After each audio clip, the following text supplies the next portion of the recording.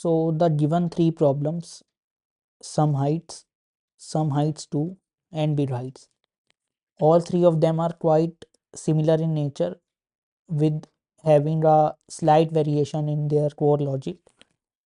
Hence, I will be solving all three of them in this particular video. Let's start with the sumHeights problem.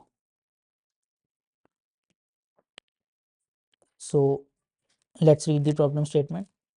We have an array of heights representing the altitude along a walking trail. Given start and end indexes into the array, return the sum of changes for a walk beginning at start index and ending at end index. For example, with the heights 5, 3, 6, 7, 2 and start index as 2 and end index as 4 yields a sum of 1 plus 5 is equal to 6. The start and end index will be both valid indexes into the array, with start always being less than equal to end. Okay. So in the sumHeights method, we will be given an integer array of heights and two indexes, start and end. In the sumHeights problem, we are required to get the sum of all the changes that we encounter within the given interval. So let's try to understand the examples. It will give you a better clarity. So this is the given array and indexes are 0, 1, 2, 3, 4. If we consider 2 to 4 interval, that is this. First of all, the height changes from 6 to 7. Delta is 1. And while going from 3 to 4, the height changes from 7 to 2. Delta is 5. Hence 1 plus 5, the answer is 6. In second example, 0 to 1 range, the height changes from 5 to 3, which is a delta of 2, hence the result is 2. In example 3, the entire range is queried, that is 0 to 4. So this delta is 2, 2 plus 3, 5, 5 plus 1, 6, and 6 plus 5, 11. That is the answer. Now let's break up this problem into multiple steps. What we need to perform. First of all, we need to traverse the given array in the given range, that is start to end. Let me show it here only. Yes. If array is this and start is 2, start is 2 and end is 4. If we need to traverse in the given range, it's quite simple. We can use a standard for loop. I is equal to start, I is less than equal to end, I plus plus. Equal because we also need this ending index value. And here we can write current element is D and index is D. Element is array of I, index is I. If we print this out, so current element is 6 and index is 2. Element is 7, index is 3, element is 2, index is 4. We have got these three elements. Second step is to get the differences between adjacent elements. How we can do it? So in each iteration, we need to capture a pair of two adjacent elements. In first iteration, we need to capture 2 and 3. And in second iteration, we need to capture 3 and 4. For that, we will have to make slight modifications in the given loop conditions. So basically, we will have to remove the equal to sign from the given loop condition. Why? Because while we are at the second last index, we automatically will be getting the last index by querying the I plus 1 element. And if we use equal to, then while we are at the last index, we will be facing overflow condition. That's why. Now what we can do is, let me show you current pair of adjacent elements are D, comma D. Let me remove the index. Yes, and it's array of I and array of I plus 1. Let me also comment out this and this. Yes, to avoid decluttering. Yes, so current pair of adjacent elements are 6 and 7, that are these, and 7 and 2, that are these. Now only one step remains, that is to get the difference or delta between the given elements and then sum those up. So for that we can maintain a result variable and initialize it with 0. And finally what we can do is we can just add the difference. If we subtract array of I with array of I minus 1, that may give us both positive and negative result. But we are just concerned with the delta or change in the height. So for that we can make use of math.absolute and subtract these two elements. This will give us the absolute result, and finally we can print out the result. Let's see. For this we are expecting 1 plus 5, that is 6. 6 is the answer. So this is the entire logic for sumHeights problem. Let's add this code here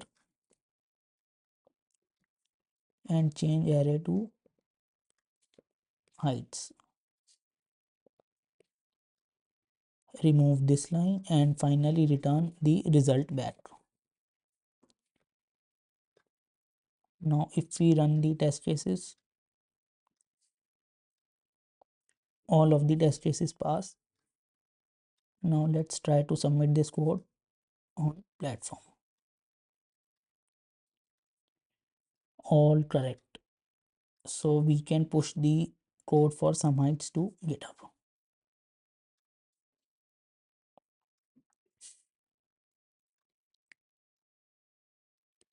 Now let's move to our second problem, that is sumHeights2.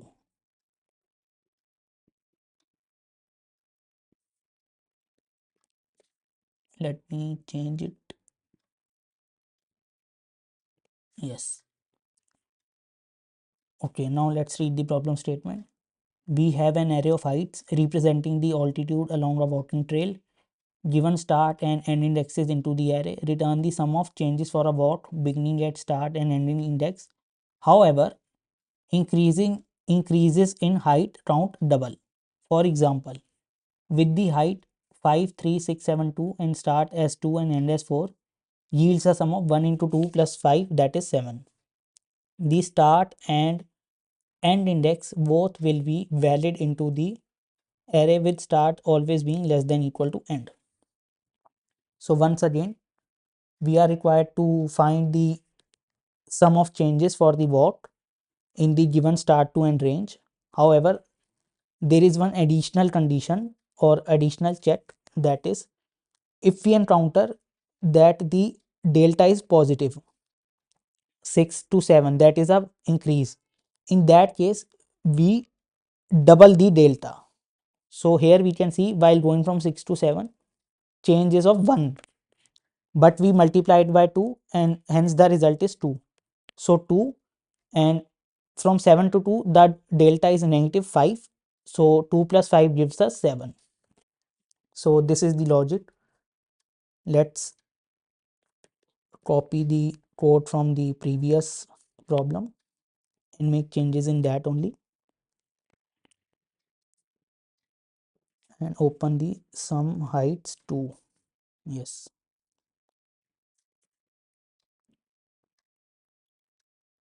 all right. So now we need to make change in this line. What we can do is we can store the difference in the given variable diff. Okay, but here if we use mat.fs, then we won't be able to uh, judge whether the height is increasing or decreasing. So what we can do is, let me think. Okay, all right. So what we can do is, if heights of I is less than heights of I plus 1, if this is the case, it means height increases. If this is the case, then diff will be, then we can just add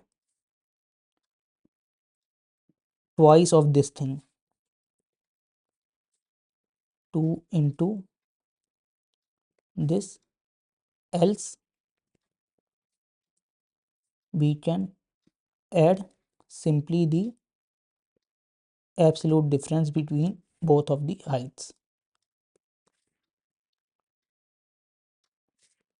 Yes. So now if I try to run the test cases, all of the test cases pass, and if I submit this code on platform, here also all of the test cases are passing. But we can also further make changes in the code to make it more compact, for which what we can do is result plus equal to or yeah, using a ternary operator. If this is the case, then we add this, else we add simply the absolute difference. It's getting little clumsy, so we can maintain it in a diff variable,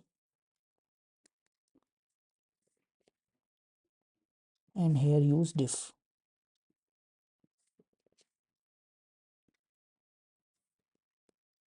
Yes. Now let's try running the test cases. Still all of the test cases are passing. Now let me submit this final code on the platform. Comment out this code for reference and run the test cases. All right. Now we can push this code to GitHub.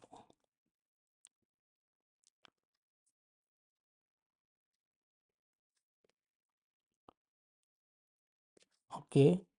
Now let's solve our final problem of this video, that is bigHeights.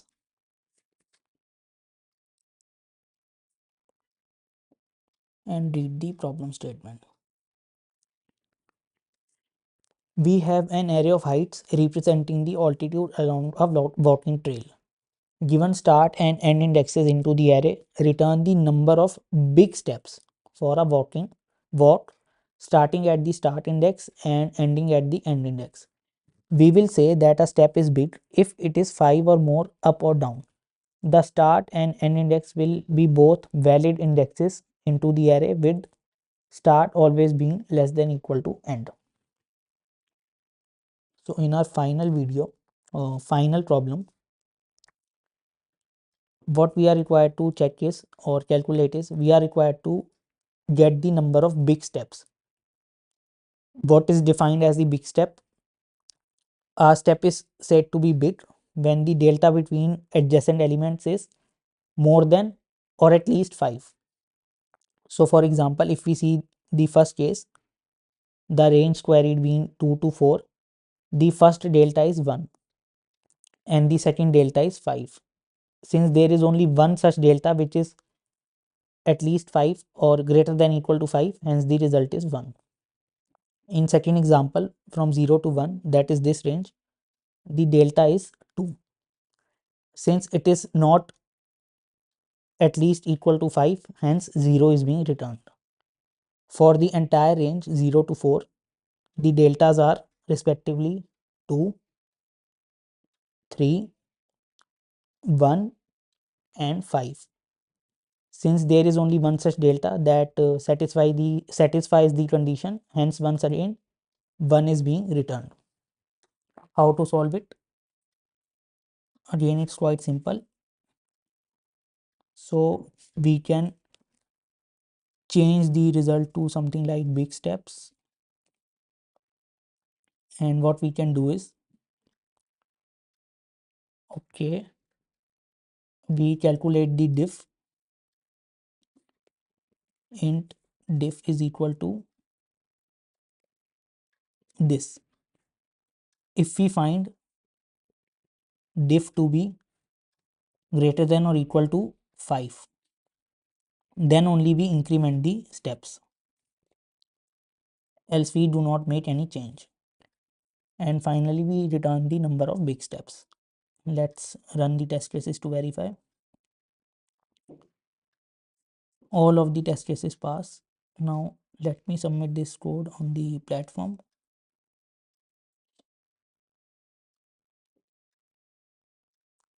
All correct. And finally push this code to GitHub. Okay, I have removed that part as well, no worries. So here we need to change this to bigHeights.